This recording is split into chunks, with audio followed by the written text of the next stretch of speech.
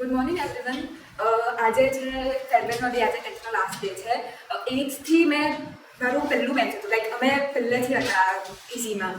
અને પહેલા દિવસથી લાઈક જ્યારે મેં આવેલી એડમિશન આપવા ત્યારે મેં જોયું, મેં પહેલાં 9 ક્લાસમાં પૂછી ગઈ. જ્યારે મેં મને કીધેલું કે પહેલા ક્લાસમાં, ત્યારે પહેલા જ દિવસે એટલી એમ્બેરેસમેન્ટ આવી ગયેલી મારામાં. અને મેં પહેલાં એમ બોલવાનું કરતી જ નહીં, લાઈક બહુ ઓછું બોલતી. EPS જોઈન કર્યું પછી મારે એમાં સ્પીચમાં બહુ ઇમ્પ્રુવમેન્ટ થઈ.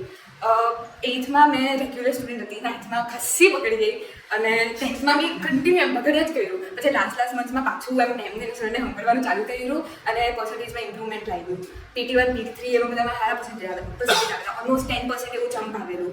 અને અત્યારે બોર્ડ યર્સમાં બી બહુ સપોર્ટ મળેલો છે. ઇવન મેમે જે પેપર સોલ્વ કરાવવા કીધા એ બધું પ્રોપરલી કર્યું. મેમના અને સરના લીધે SS અને મેથ્સ એ બંને સબ્જેક્ટમાં બહુ સારો જમ્પ આવેલો છે. ઓલમોસ્ટ જેમાં 50-50 એનાથી બી નીચે માર્ક્સ આપે તેમાં 70ની લાઈનમાં માર્ક્સ આવે છે. તો